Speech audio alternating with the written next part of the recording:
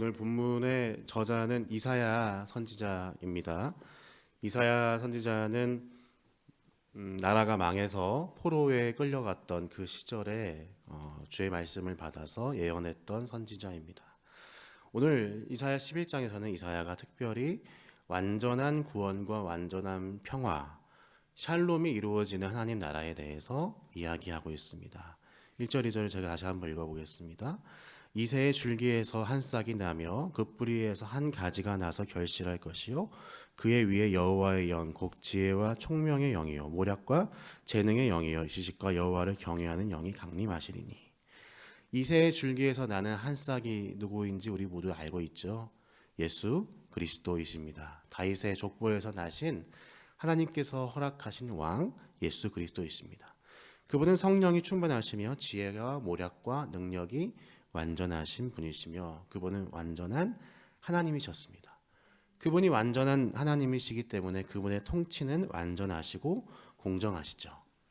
세상의 통치자는 세상의 통치 시스템은 완전하지 못합니다. 항상 억울한 일이 있고 공정치 못한 일이 생겨납니다. 위정자들이, 통치자들이 자기 귀에 들리는 대로 자기 입장대로 심판하고 결정할 수밖에 없습니다. 그래서 수많은 피해자들과 약자들이 생겨나고 억울한 일이 나타납니다.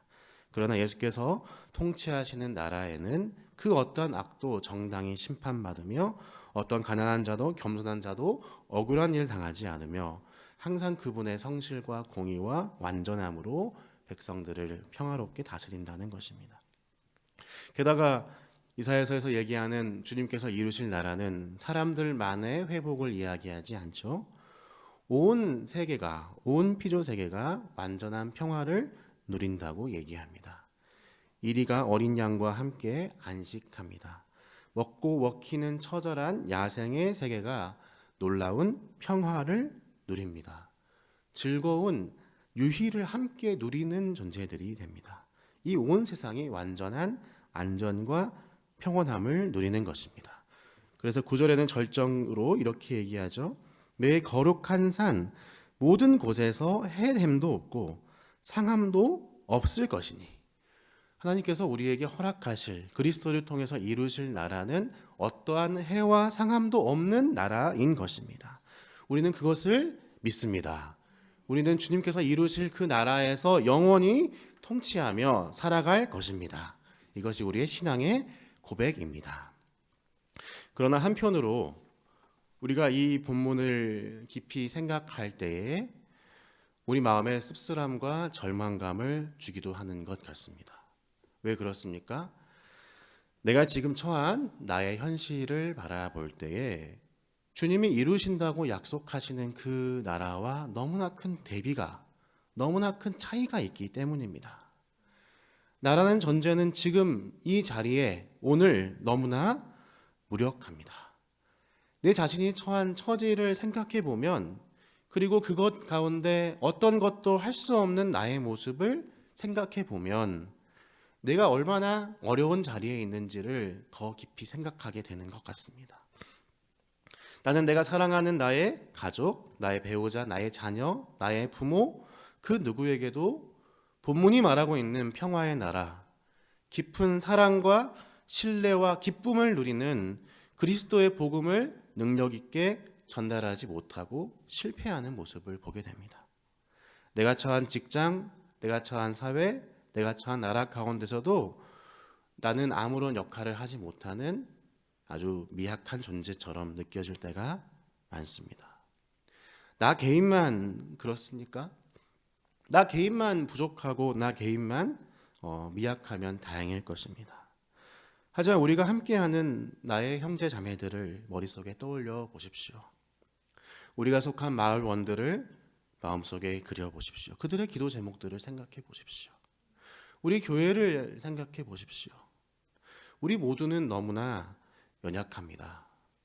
우리 모두는 너무나 당장이라도 세찬 바람이 불면 넘어져 깨질 것 같은 얇디 얇은 유리 같습니다. 세상의 풍파 가운데, 세상의 어려움 가운데 빛으로 소금으로 하나님께서 허락하신 이 복음을 증거하며 승리하고 그분의 나라를 증거하고 선포해야 할 것 같은데 이 이사야서에서 얘기하는 그 나라를 우리가 능력 있게 증언해야 될 것 같은데 우리의 모습은 너무나 약하고 보잘것없는 것이죠. 심지어 어떻습니까? 우리의 모습이 약해지고 영적으로 강건하지 못하는 이 모습을 분별하지 못하고 너무나 영적으로 무뎌져서 내가 세상에 속한 것인지 하나님께서 말씀하시는 그 구원의 역사를 바라보는 사람인지 그것조차도 생각하지 못하는 이 시대를 볼 때에 우리의 마음은 더욱 무너지게 되는 것이죠. 그 안에서 절망감과 무력함이 생겨납니다. 인생은 다 그런 것이고 신앙생활을 오래 하는 것이 다 그런 것이고 이렇게 스스로를 위로하려고 합니다. 오히려 냉담함이 나 자신에게 무언가 할 말을 주는 것 같습니다. 본문이 말하시는 그리스도의 승리와 그분의 부활과 그분이 이루실 일에 대해서 우리는 믿는다고 고백하지만 그걸 믿는다 하더라도 지금 나의 현실은 내가 어떻게 이해해야 할지를 우리는 잘 알지 못하는 것입니다. 예수님은 본문이 말하는 것처럼 연약한 작은 새싹 같아 보입니다. 그분의 말씀은 별로 힘이 없어 보입니다. 세상에 통하지 않는 것 같아 보입니다. 예수님도 그러셨습니다. 예수님이 십자가를 지시기 전에 겟세마네에서 하셨던 기도를 생각해 보십시오. 그분은 멋지게 내가 십자가를 용기 있게 끝까지 지겠습니다 라고 하나님께 기도하지 않으셨습니다. 그분은 너무나 깨어질 것 같은 연약한 기도를 드렸습니다. 이 잔을 피할 수 있으면 피하게 해달라고 예수님은 기도하셨습니다.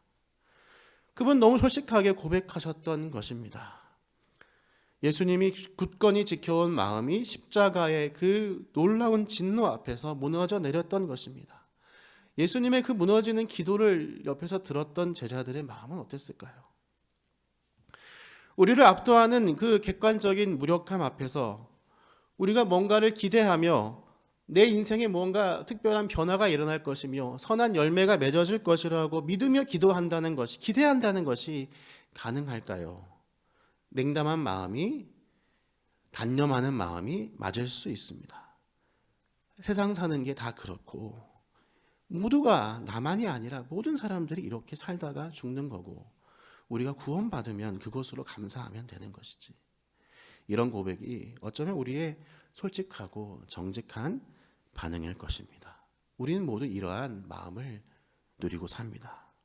하지만 우리는 그 무력함을 깨닫는다 하더라도 그 무력한 나의 현실을 받아들일 수밖에 없다 하더라도 우리는 차마 주님을 떠날 수 없습니다. 마치 예수께서 십자가에서 죽임 당하신 이후 모든 제자들이 자기 갈 길을 찾아 떠났지만 예수님을 따르는 것 말고는 달리 할 것도 없었던, 다른 길을 찾아갈 그런 길과 힘도 없었던 여인들처럼 말입니다. 이 여인들은 예수님의 패배를 맛보고 내가 멋있게 예수님의, 나의 선생 되신 예수님의 곁을 지키겠다는 의리로서 그 자리에 남아있던 것이 아니었습니다.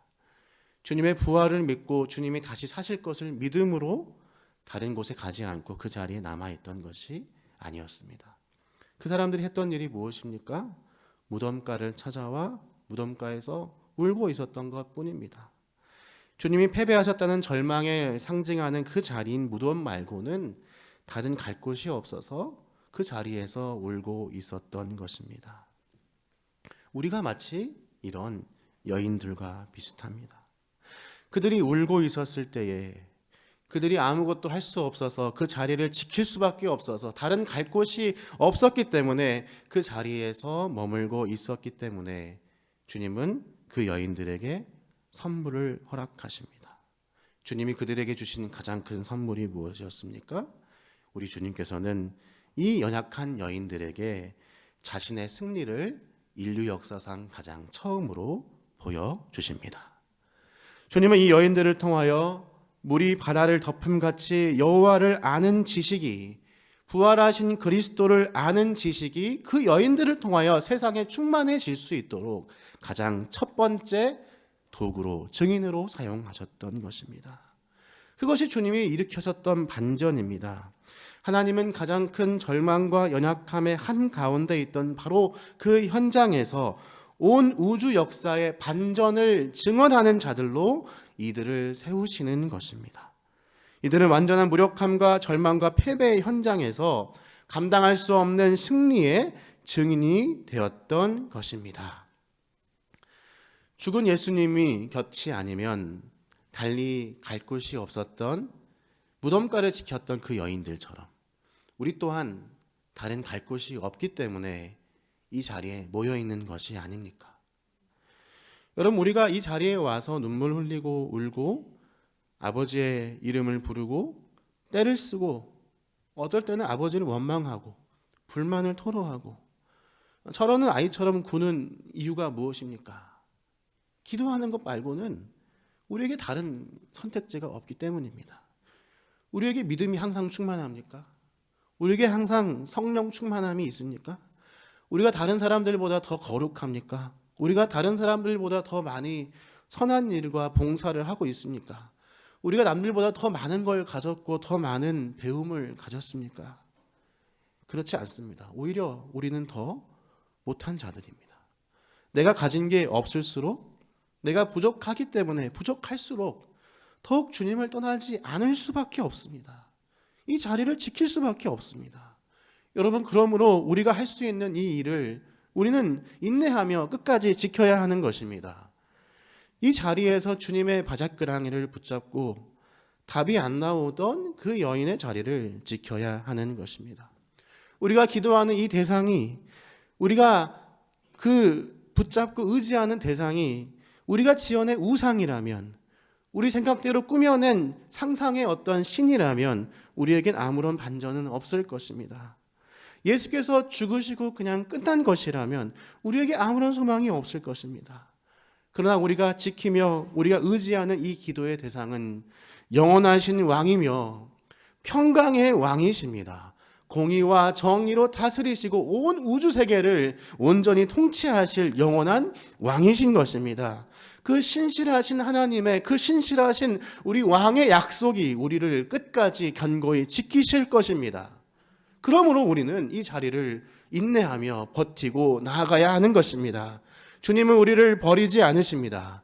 내 현실이 나를 납득하지 못하고 나에게 냉담함과 무력함을 준다고 하더라도 예수께서 그 여인들을 버리지 않고 부활의 승리의 증인으로 삼으셨던 것처럼 주님은 나를 버리지 않으십니다. 우리가 주님께서 우리의 상상을 뛰어넘고 우리가 예상하지 못한 방식으로 주님은 우리를 향해 함께 하시고 일하실 것입니다.